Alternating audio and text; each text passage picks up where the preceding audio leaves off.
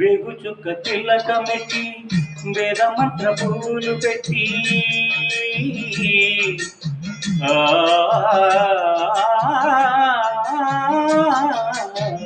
వేగు చుక్క తిలకమెట్టి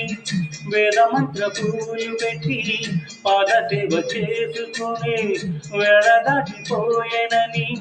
ప్రశ్న వేయకుంటే మంచిదే ఇద్దరికి పెద్ద కొడుకంటే ముద్దేలే ఏ తండ్రికి